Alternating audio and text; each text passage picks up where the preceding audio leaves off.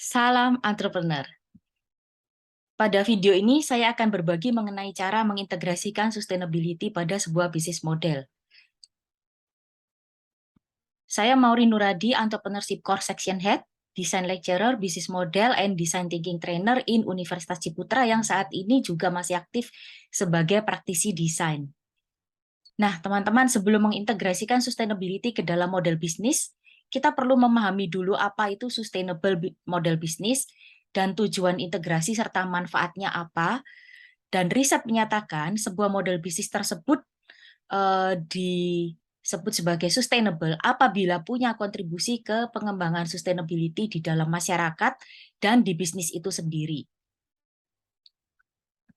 Sedangkan tujuannya adalah untuk ketelitian atau akurasi dalam identifikasi nilai ekonomi yang relevan dengan kondisi sekitar yang terkini, serta menjadikan bisnis kita sendiri itu terjamin keberlanjutannya. Manfaatnya, menurut pakar, adalah peningkatan kualitas operation, pemanfaatan sumber daya yang aman dan berkelanjutan, memperbesar akses pasar, punya kontribusi positif ke lingkungan dan masyarakat, yang puncaknya adalah terciptanya reputasi bagus serta hubungan kita yang baik dengan stakeholder dan SDM, baik yang sudah bekerja dengan kita maupun calon rekrutmen. Lalu bagaimana cara mengintegrasikannya? Saya mencoba meringkas menjadi 6 langkah yang sederhana. Pertama, kita perlu memahami dulu tentang model bisnis. Nah, di sini saya menggunakan tools favorit, yaitu bisnis model Canvas yang diciptakan oleh Alexander Osterwalder dan Yves Pickner, yang menyederhanakan melalui riset dari berbagai variasi bisnis plan dan bisnis model yang ada di dunia. Mereka berdua meringkas menjadi 9 komponen utama, bahwa setiap bisnis pasti harus memikirkan 9 komponen utama ini yang dinamakan sebagai blok BMC. Jadi kanvasnya sendiri bernama bisnis model kanvas, sedangkan blok-blok atau komponen-komponennya itu dinamakan dengan blok BMC. Nah, kita bisa melihat di sini dari 9 blok BMC ini, yang pertama di tengah itu ada blok value proposition. Itu adalah blok yang menjelaskan nilai yang ditawarkan oleh sebuah produk atau jasa. Jadi ini yang kita tawarkan ke customer, yang membuat customer itu mau membeli produk kita atau tidak. Itu tentunya adalah value yang dikandung oleh produk atau jasa tersebut. Terus kita menuju ke bagian kanan. Di bagian kanan ada customer relationships dan ada channels. Apabila customer relationships itu berbicara mengenai tipe-tipe relationship seorang pebisnis atau sebuah bisnis dalam berhubungan dengan customer segmennya, maka blog channels itu berbicara mengenai media yang digunakan untuk berhubungan dengan customer segmennya. Dan di blog customer segmen sendiri itu menjelaskan mengenai model market yang akan digunakan serta konsep dan profil dari customer yang mau ditarget. Nah, waktu kita melihat ke yang bagian kiri, teman-teman, bagian kiri ini adalah dapur dari sebuah bisnis. Jadi ini bagian dalam atau bagian belakang atau backstage gitu ya. Ini yang berbicara mengenai key operation, terus mengenai key resource, mengenai key partners. Ini yang menjadi motor sampai kita bisa memproduksi barang yang mempunyai value proposition yang kita tujukan untuk customer segmen kita yang ada di ujung kiri. Di bagian blok kiri ini akan didukung dengan bagian blok kiri bawah, yaitu cost structures. Di sini kita mendesain seperti apa ya model yang paling cocok untuk digunakan dalam struktur pembiayaan untuk membiayai key operation atau key activities kita, untuk membiayai key resource, untuk membiayai marketing di bagian blok channels. Nah, itu semua dirancang di dalam blok cost structures ini. Di bagian yang kanan bawah ini adalah blok yang menjelaskan bagaimana uang itu atau pemasukan itu datang ke dalam bisnis kita, apakah melalui penjualan aset atau penggunaan jasa kita, atau mungkin melalui advertising. Nah, itu model-modelnya akan kita desain di dalam blok revenue streams. Bisnis model Canvas ini selain bisa digunakan untuk memahami apa itu model bisnis, 9 komponen utamanya apa, ini juga bisa digunakan untuk mendesain, karena bentuknya yang serupa Canvas ini menjadikan kita itu menjadi lebih mudah melihat keterkaitan antar komponen. Dalam satu halaman saja kita bisa melihat komponen mana yang kurang cocok dengan komponen yang lain, komponen mana yang punya potensi untuk diperbaiki sehingga bisnis kita itu secara keseluruhan nanti operationnya akan menjadi lebih lancar atau revenue-nya menjadi lebih besar, customer segment menjadi lebih banyak, lebih lebar. Nah, ini yang akan mempermudah kita dalam mendesain. Jadi alat bantunya adalah bisnis model kanvas. Yang kedua, model bisnis itu perlu didesain dengan kreatif. Supaya apa? Supaya kita punya nilai inovatif yang bisa bersaing dengan bisnis lain. Jadi pada saat kita punya differentiation dibanding dengan bisnis lain, maka itu kita punya kans untuk mempunyai segmen market yang lebih kuat. Nah, di sini proses kreatif dalam design thinking yang akan kita gunakan itu mulai dari menggali problem yang user oriented dan kontekstual. Kita akan selalu diingatkan ini problem yang kita gali, peluang yang kita gali, data, inspirasi, panduan itu semua yang harus yang user oriented dan konteks dengan user. Jadi setting latar belakang dan jenis industrinya itu menjadi sangat kontekstual. Lalu kita akan mendesain solusi dan model bisnis juga secara kreatif dan produktif, di mana kalau kita menggunakan design thinking, kita harus menghasilkan ide itu tidak boleh cuma satu, tapi harus beberapa, termasuk nanti ide solusi itu dibuat beberapa alternatif model bisnisnya.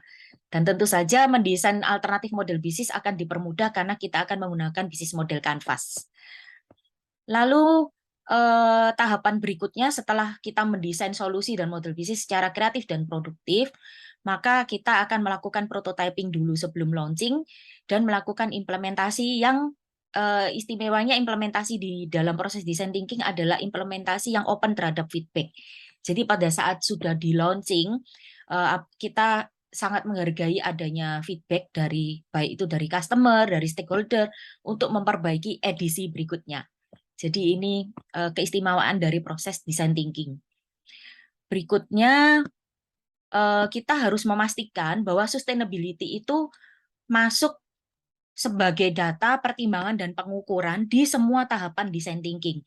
Jadi kalau dalam sketsa, kita lihat di sini ya, mulai dari tahapan inspirasi, di mana kita mengumpulkan segala macam inspirasi, data, informasi, regulasi, dan customer insight. Di sini kita sudah menggunakan framework SDGs problem. Jadi kita bisa menggunakan alat bantu Sustainable Development Goals yang dirumuskan oleh United Nations. Itu kita bisa menggunakan itu sebagai acuan bahwa yang kita cari di sini adalah SDGs problem dan yang mempunyai impact opportunity. Jadi yang kalau kita bermain di bagian itu, kontribusi kita itu punya peluang untuk menghasilkan impact yang besar. Terus di bagian ideation juga, jadi pada saat kita merumuskan baik itu model bisnisnya maupun prototipenya maupun solusinya, kita tidak boleh lari dari ini sustainability, bisa masih menggunakan SDG sebagai alat bantu, jadi sebagai model atau sebagai acuan.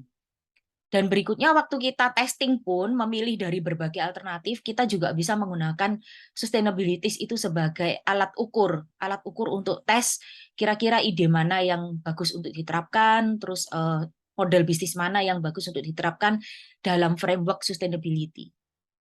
Setelah itu pada tahapan implementation, nah ini di sini ada banyak metrik dan alat bantu yang harus kita gunakan, teman-teman, supaya segala macam tindakan kita itu masih berada dalam framework-nya sustainability. Nah, ini di sini bisa menggunakan misalnya manajemen operation yang sustainable. Terus kita menggunakan SDGs impact measurement. Terus setelah hasilnya keluar pun kita melakukan pengukuran dan melakukan sustainability reporting. Lalu kita juga pada saat mempunyai hasil sustainability reporting yang dipublish ke masyarakat, di situ kita juga akan mendapatkan feedback, masukan yang kita gunakan, kita catat, dokumentasikan untuk perbaikan model bisnis serta prototipe untuk edisi berikutnya. Jadi di sini kita bisa lihat sustainability itu kita jadikan reminder dalam semua tahapan proses kita mendesain model bisnis sampai ke launching bisnis kita.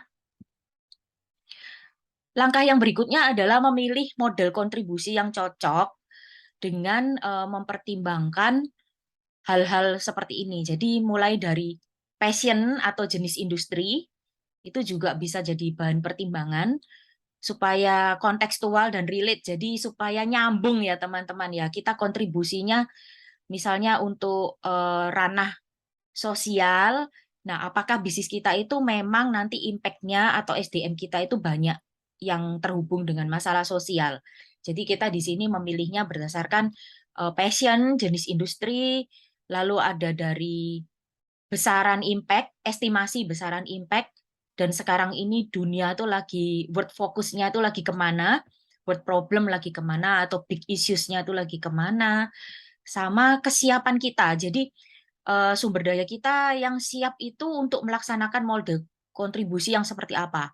Lalu usia dan level bisnis atau skala bisnis kita ya, apakah kita ini UMKM atau UKM, atau kita sudah sampai ke level yang menengah atau yang besar. Nah, ini semuanya ini dijadikan bahan pertimbangan untuk merumuskan model kontribusi kita pada model bisnis kita tadi. Berikutnya, langkah yang kelima adalah pada saat kita menyusun BMC secara kreatif, kita harus mengidentifikasi blok yang sangat terkait dan bakal menghasilkan kontribusi yang besar, baik bagi bisnis kita sendiri maupun bagi lingkungan dan masyarakat. Biasanya potensi ini ada pada blok key activities, key resource, value proposition, customer relationship, dan channels. Ini biasanya yang impact-nya besar, itu yang berada di dalam lingkaran hitam ini ya, yang main impact. Sedangkan blok-blok yang lain itu biasanya sebagai support saja. Tapi tidak tertutup kemungkinan mungkin ada model bisnis yang sangat kreatif, itu bisa saja di blok yang mestinya support, ternyata dia justru menjadi yang main impact-nya. Terus langkah berikutnya adalah setelah kita mempunyai model bisnis yang terpilih, kita harus melakukan perencanaan yang lebih detail dari sisi operasional.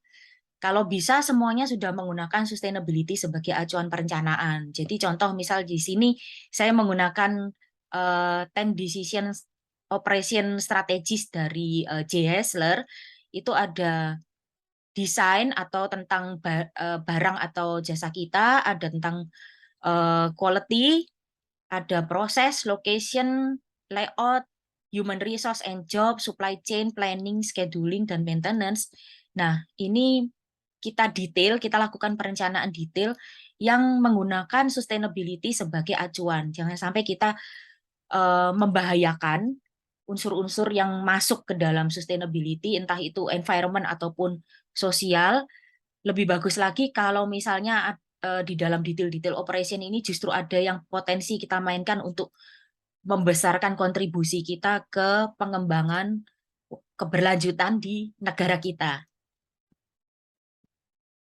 Ya, ini berikutnya saya akan berbagi sedikit mengenai inspirasi. Jadi ini saya ambil dari bisnis yang berbentuk firma konsultan arsitektur, namanya Gensler.